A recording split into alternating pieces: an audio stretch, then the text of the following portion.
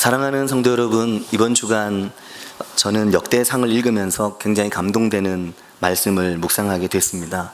17장 1절, 오늘 말씀의 17장 1절을 보면 다윗은 자신이 백향목 궁전에 거주하면서 여호와의 언약궤가 휘장 아래에 임시로 놓여 있는 사실이 너무 마음이 쓰였습니다.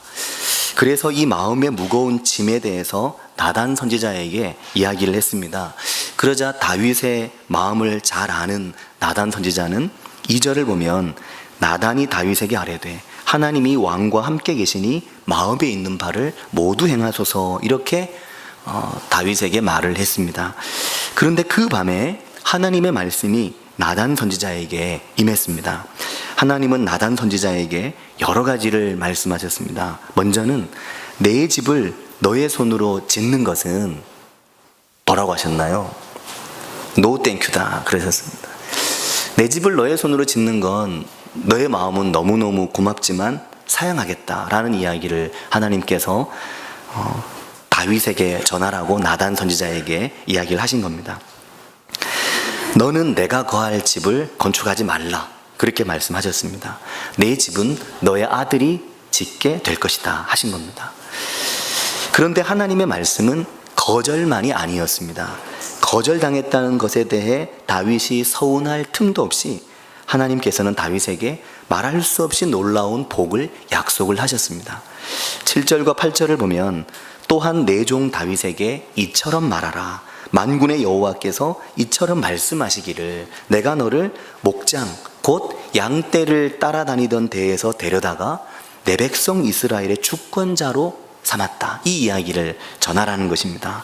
내가 너를 양떼를 따라다니던 목동의 신분에서 너를 불러 내 백성 이스라엘의 왕으로 삼았다는 겁니다. 그리고 이어서 말씀합니다. 8절에 보면 네가 어디로 가든지 내가 너와 함께 있어 너의 모든 대적을 너의 앞에서 멸하였은즉 세상에서 존귀한 자들의 이름 같은 이름을 너에게 만들어주겠다, 그러신 겁니다. 거절당했지만 이쯤 되면 거절감만 있지는 않겠죠. 그리고 그뿐이 아니었습니다. 다윗의 미래에 대한 이야기까지 하셨습니다. 다윗의 미래가 무엇이겠습니까? 앞으로 이어져 나갈 그의 왕조와 그의 아들들에 관한 것일 겁니다. 하나님은 내가 너의 자녀와 함께 하겠다는 말씀을 하신 겁니다. 내가 너를 보고 너의 자녀들과 내가 함께 한다는 말씀을 하신 겁니다. 11절부터 보면 너의 생명의 연한이 차서 네가 조상들에게로 돌아가면 내가 너의 뒤에 너의 씨 곧 너의 아들 중에 하나를 세우고 그 나라를 견고하게 하겠다 하신 겁니다. 그리고 그가 나를 위하여 집을 건축할 것이다. 이 말은 네가 없어도 내가 너의 아들과 함께 한다는 말씀인 겁니다. 네가 없는 세상에서 내가 너의 아들의 아버지가 되어주겠다는 말씀을 하신 겁니다. 13절에 그렇게 말씀하시죠. 나는 그의 아버지가 되고 그는 나의 아들이 되리니 나의 인자를 그에게서 빼앗지 않을 것이고 14절에 보면 내가 영원히 그를 내 집과 내 나라에 세우겠다 그러신 겁니다. 그의 왕위가 영원하리라. 이것이 주님이 하나님 제가 집 짓겠습니다 하나님을 위하여 그렇게 말할 때 아니 됐어, 너는 짓지 마, 그러시면서 하나님이 다윗에게 약속하신 겁니다. 사랑하는 성도 여러분, 우리가 살면서 아마 가장 큰 염려가 자녀일 겁니다. 내 아이들 부모 없는 세상에서 자라겠지, 부모 없는 세상에서 내 아이들이 얼마나 잘 살아갈까, 이 생각해 보면 이게 걱정이 될 때가 많이 있는 거죠. 그러니 다윗이 얼마나 행복했겠습니까? 네가 없는 세상에서 내가 너의 자녀들의 아버지가 되겠다 말씀을 하시니까요. 역대상 17장과 같은 하나님의 말씀을 들은 다윗이 너무너무 감격했을 겁니다. 그러자 다윗은 나단 선지자에게 이 모든 약속을 전해들은 후에 17장 16절에 오늘 말씀에 보면 다윗 왕이 여호와 앞에 들어가서 앉았습니다. 그리고 말하기를 여호와 하나님, 나는 누구이며 내 집이 무엇이기에, 그런 겁니다. 하나님, 제가 뭐라고, 저의 집이 뭐라고, 나는 무엇이고 나는 누구이고 내 집은 무엇이기에 도대체 내가 뭐라고 저에게 이렇게까지 하십니까? 하는 겁니다. 어떻게 보면 우리는 이걸 막 필요로 하는데 다윗은 너무 벅차서 하나님, 제가 뭐라고 저에게 이렇게까지 하십니까? 그러는 겁니다. 그리고 말합니다. 제가 뭐라고, 여호와 하나님, 나는 무엇이며 내 집은 무엇이기에 나에게 이에 이르게 하셨나이까? 나를 여기까지 이르도록 하셨습니까? 이 순간까지 나를 인도하시는 겁니까? 그걸 하나님께 묻고 있는 겁니다. 그리고 17절에 이제는 미래에 대한 이야기를 하는 겁니다. 우리 17절을 같이 한번 읽어보겠습니다. 하나님이여, 주께서 이것을 오히려 작게 여기시고 또 종의 집에 대하여 먼 장래까지 말씀하셨사오니 여호와 하나님이여, 나를 존귀한 자들같이 여기셨나이다. 아멘. 이게 다윗의 말이었습니다. 하나님, 내가 뭐라고 내 집까지 여기까지 이르게 하셨는데 이것을 오히려 작게 여기시고 종의 집에 대해 먼 장래까지 말씀하십니까? 저의 먼 미래까지 주님 이렇게 이야기를 하십니까? 나를 존귀한 자들같이 여기십니까? 이게 얼마나 감격적인 장면인지 모릅니다. 얼마나 이게 다윗이 감격이 됐으면 하나님 앞에 들어가 그 언약궤 앞에 자리를 펴고 거기 눌러 앉은 겁니다. 어디에 앉았겠습니까? 하나님의 언약궤가 있는 바로 그곳에 얼마 전에 다윗성으로 모셔온 하나님의 언약궤 앞에 다윗이 가서 앉은 거죠. 다윗 왕이 여호와 앞에 들어가 앉아서 이르되 라고 말을 하는 겁니다. 이렇게 하나님의 언약궤 앞에 앉아있는 다윗의 모습을 보면 다윗이 하나님을 얼마나 친밀하게 느끼고 있는지 느껴지는 대목입니다. 또한 다윗 스스로 하나님이 나를 굉장히 친밀하게 느끼신다, 이 확신이 다윗에게 있는 겁니다. 그러니까 거기 가서 앉는 거죠. 저는 예전에 부흥회 때 굉장히 이렇게 참 보기 좋았던 장면들이, 부흥회 때 막 이렇게 설교를 막 할 때 이 강단에 아이들이 올라와 앉아 있는 모습이 굉장히 좋더라고요. 친밀하다는 거잖아요.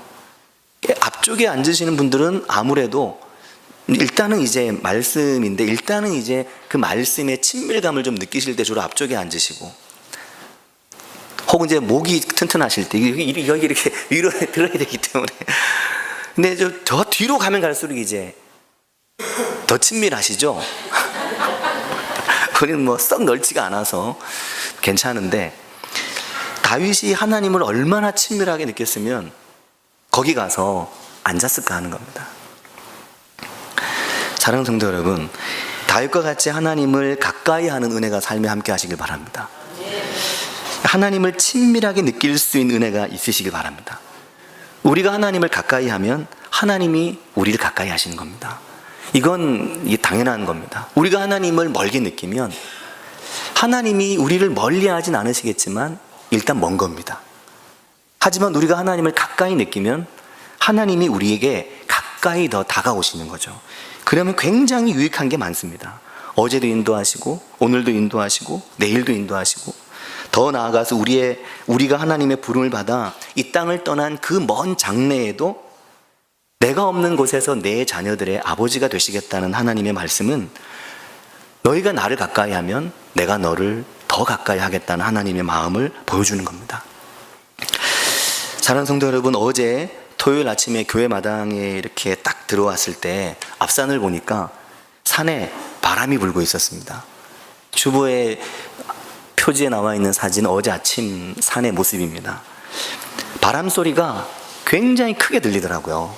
근데 바람 소리가 바람이 휘 불어서 큰 게 아니고 저 산에 부딪히는 바람 소리가 귀에 들리는 겁니다. 이제 거짓말 하는 게 아니라 진짜였다니까요. 산에 있는 나뭇잎이 삭삭삭 이 바람에 서로 부대끼는 소리가 들려오는 거죠. 그래서 바람이 부는 산을 보면 이 사진에 있는 것처럼 나뭇잎에 배가 보이는 거죠. 그래서 막 뒤집어졌다 엎어졌다 하면서 산이 녹색으로 보였다가 좀 이렇게 더 환한 색깔로 보였다가 막 그러는 겁니다. 앞산이 속부터 다 뒤집어져서 나뭇잎들이 다 배를 막 드러내는 산에 바람이 확 부는 모습을 보면서 제가 시인도 아닌데 시의 한 구절이 생각이 났습니다. 바람이 분다 살아야겠다. 이거 아시죠? 이 구절, 바람이 분다 살아야겠다. 이 구절이 딱 생각이 나더라고요.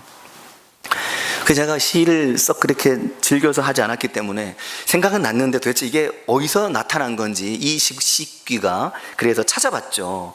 검색을 딱 해봤더니 프랑스의 시인이 지은 시였습니다. 폴 발레리라고 하는 시인이 해변의 묘지라고 하는 시에서, 이 시가 엄청 길더라고요. 이게 뭐 보이길래 스크롤을 해봤더니 한참을 내려갑니다. 엄청 깁니다. 쭉 읽어봤는데 무슨 내용인지는 선뜻 잘 들어오지 않는데, 가다 보니까 맨 끝에 가니까 이 말이 딱 나오더라고요. 바람이 분다, 살아야겠다. 이 말이 마음에 확 다가오는 겁니다. 바람 부는 산을 보니까 살아야겠다. 인생의 맞바람을 맞고 맞바람 속에 살아갈 때 살아야겠다. 이런 의지에 대한 생각이 막 떠오르더라고요. 이게 이제 이 시구가 유명해가지고 소설이나 영화나 드라마에 종종 나옵니다. 근데 이 시에 이제 영어로 이 시가 어떻게 표현되어 있나, 이걸 찾아보니까 시의 의미가 훨씬 새로웠습니다. 뭐였냐면, 바람이 솟구친다. 우리는 살려고 노력해야만 한다. 그런 내용이었습니다. 바람이 막 뒤집어고 일어나니까 우리가 살아야만 한다. 살기 위해 노력해야 된다. 그런 뜻이었습니다. 바람이 불고 세상이 거칠고 인생의 파도가 휘몰아치고 내 인생의 한 페이지가 막 술렁술렁 언제 어떻게 넘어가는지 모르게 그렇게 삶의 변화와 삶의 여러 가지 정황 속에 살아갈 때, 사랑하는 성도 여러분, 바람이 불어도 나는 살아야겠다 하는 은혜가 삶에 함께 하시길 바랍니다. 때로 놓아버릴까? 붙들까? 포기할까? 아니면 끝까지 이걸 붙들고 할까? 어떻게 해야 되지?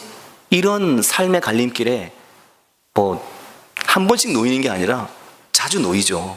늘 선택하고 늘 결정해야 되는, 결정 다 해놨는데 잘 결정한 건지, 이미 포기하고 내버려 놨는데 잘 포기한 건지, 이게 끊임없이 우리를 따라다닙니다.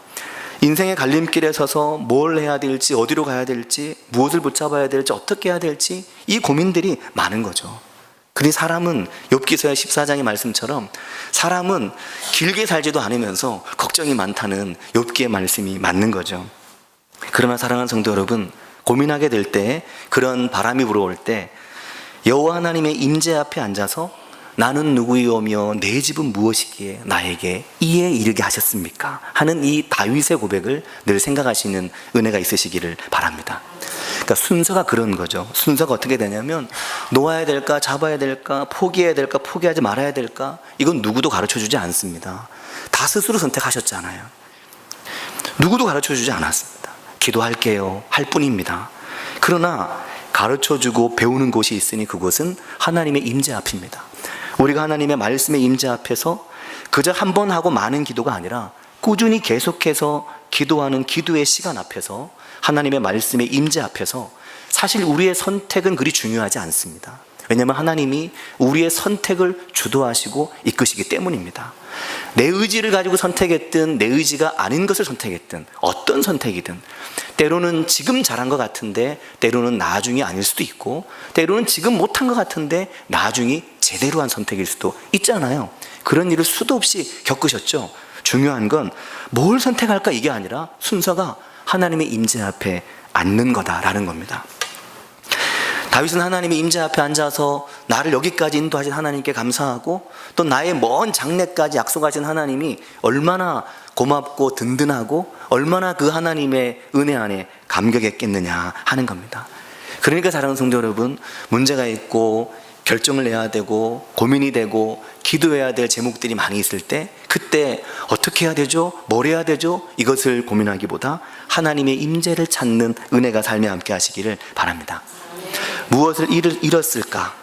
또 우리의 선택에 따라 뭐가 잘못됐을까? 이걸 염려하지 마시기 바랍니다. 하나님은 우리의 삶을 통해 무엇이든 하실 수 있습니다. 잘못된 선택도 바꾸시는 분이 하나님이시죠. 심지어 나는 그때 악한 의도로 선택한 것인데 그것이 그때 나에게는 매우 힘들고 고통스러운 일이었지만 10년이고 20년이고 지나보니 그때 나의 그 어둡고 슬펐던 시절 속에도 하나님이 함께 하셨다는 하나님의 손길을 발견하는 게 은혜입니다. 오늘 잃어버린다고 내일이 없는 게 아닌 겁니다. 오늘 길을 쓰고 움켜진다고 그렇게 움켜진 손을 평생 거머쥐고 살 수 있는 것도 아니지 않습니까? 하나님께 맡기고 살아야 하지. 그래야 살지 하나님께 맡긴 인생이 되지 않으면 평생 염려와 고민의 늪에 빠져 살아갈 수밖에 없다 하는 겁니다. 지난해 11월 18일 날 작년 11월 달에 한국교회의 아주 유명한 한국교회 지도자이신 한 목사님이 아주 이슈가 된 적이 있었습니다.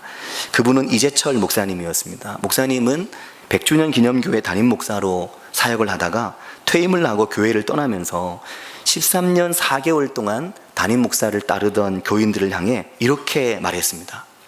여러분은 지금부터 이재철을 거침없이 버리셔야 합니다. 하나님께서 내려주시는 새로운 차원의 은혜를 원하신다면 이재철을 버리시되 적당히가 아니라 철저하게 버리셔야 합니다. 이런 이야기를 했습니다. 그때 모든 뉴스와 모든 SNS에 거의 도배가 되다시피 뭐가 강조됐냐면 거침없이 버려라, 이게 강조됐습니다. 그런데 이제 새로운 글을 좀 찾아서 읽다 보니까 사실 이 이야기의 포인트는 거침없이 버려라도 포인트이겠지만 그 뒤에 나오는 말이라는 생각을 많이 하게 됩니다. 그 뒤에 이런 말이 있죠.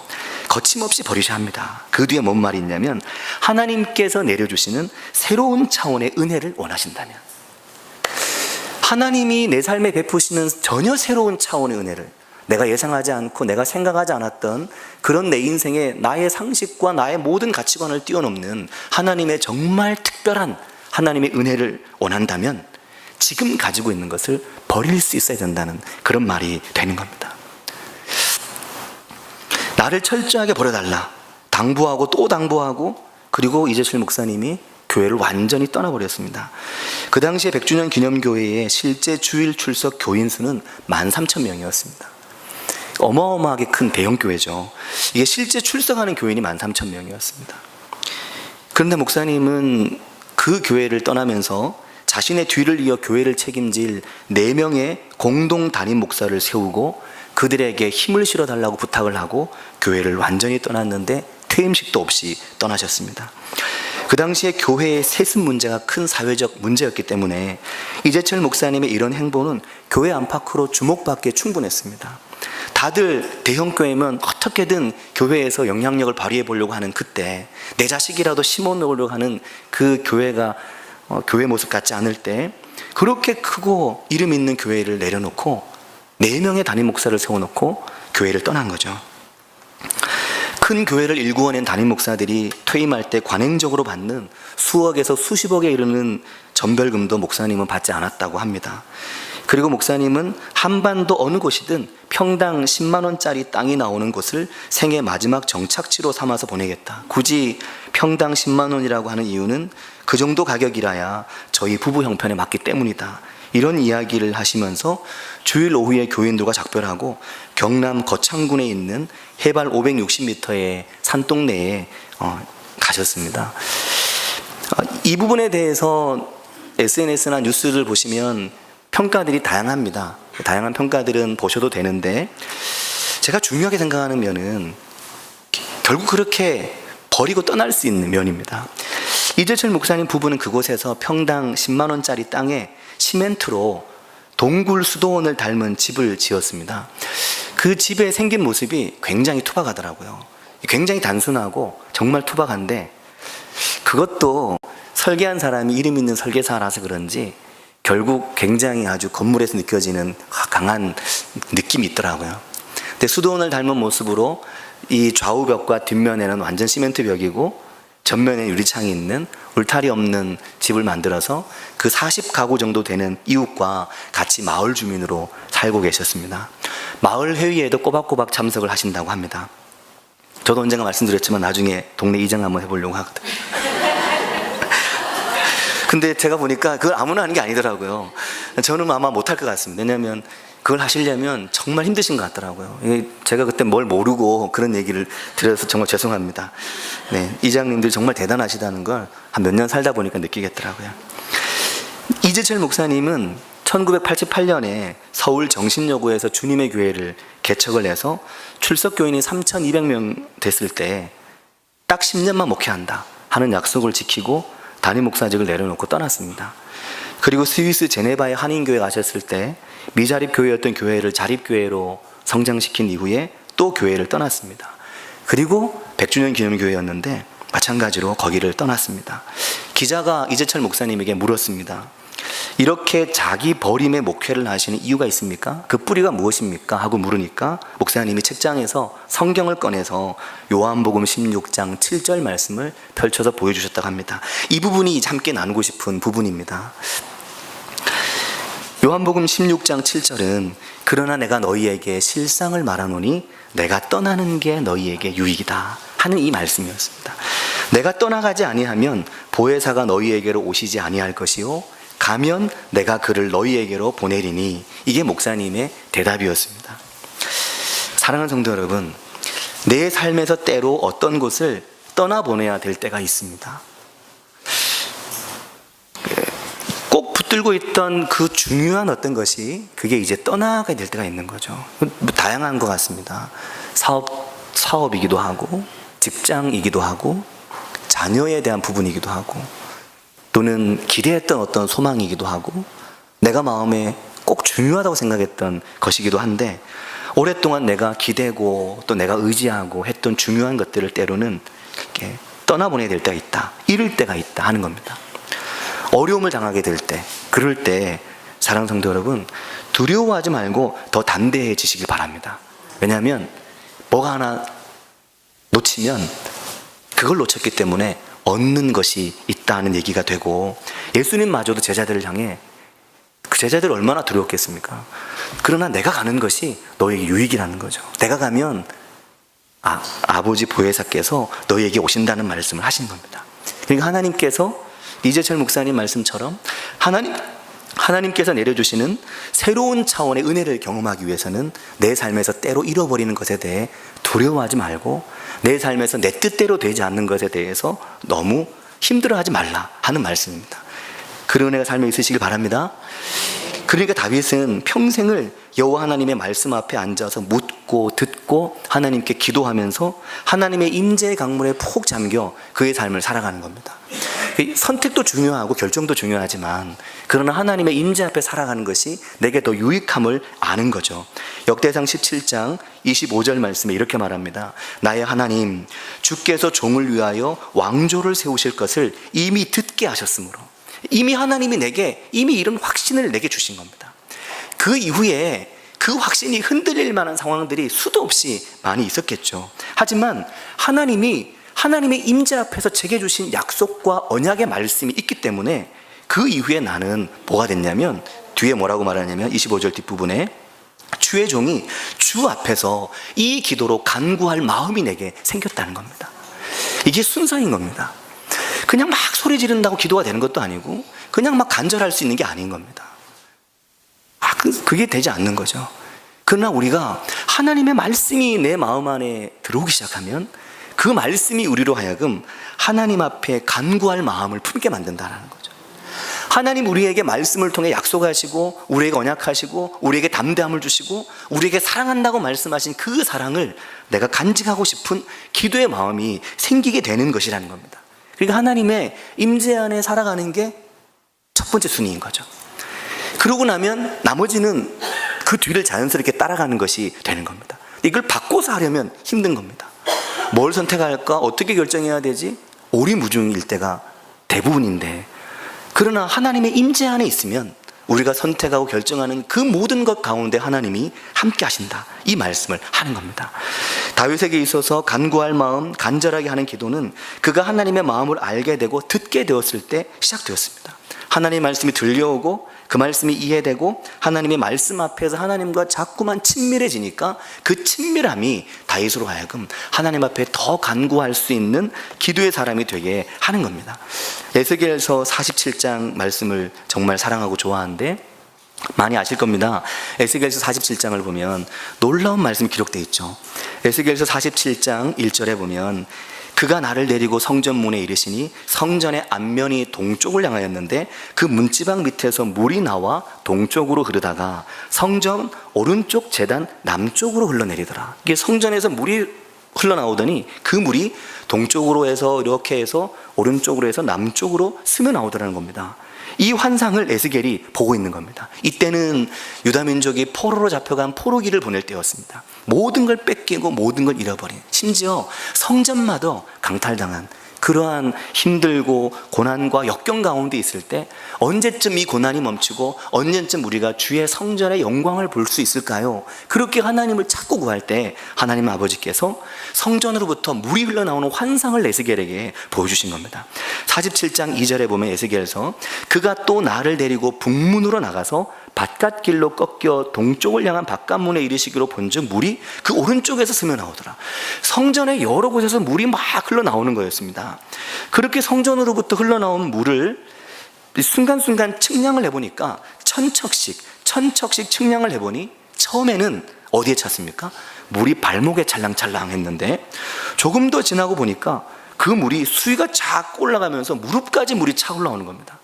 근데 이때 보면 말씀에 반복적으로 하나님이 뭐라고 말씀하시냐면 그 물을 건너가라, 그 물을 건너가라, 계속 그 물을 건너가라 하시는 겁니다. 발목에 찰랑일 때도 건너가라, 무릎에 찰 때도 건너가라, 물이 허리에 찼습니다.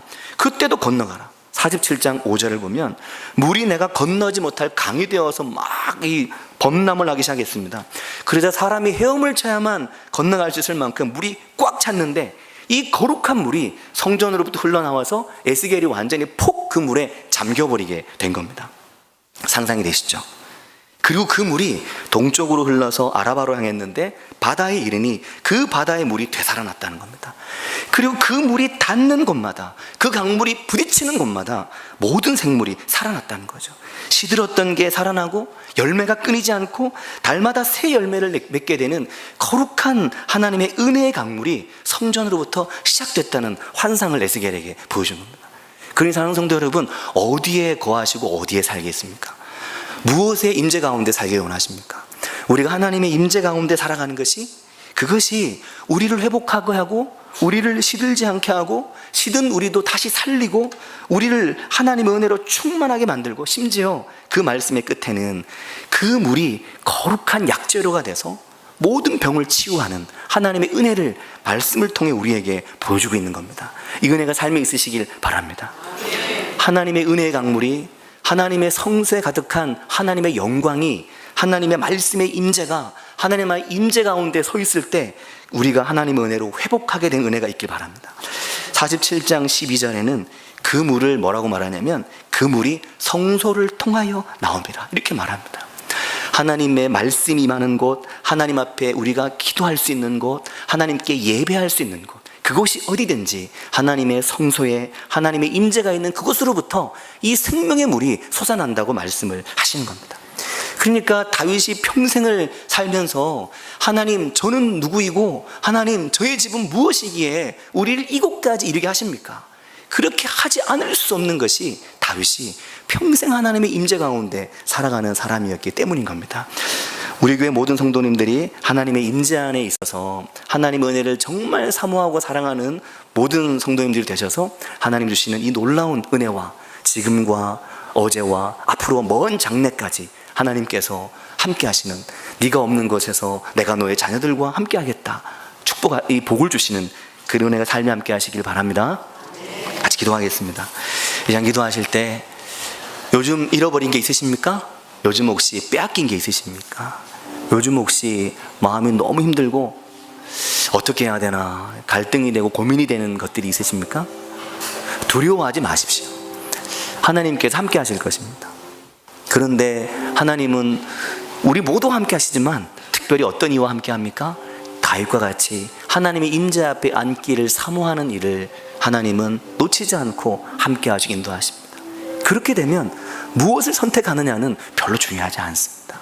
시간 기도하실 때 하나님 앞에 제가 하나님의 임재 안에 있길 원합니다. 하나님의 지혜가 저에게 있길 원합니다. 저의 삶을 아우르고 저의 삶에 충만하게 흘러넘치는 성소로부터 시작된 은혜의 강물에 잠기는 인생 되길 원합니다. 같이 한 목소리로 기도하겠습니다.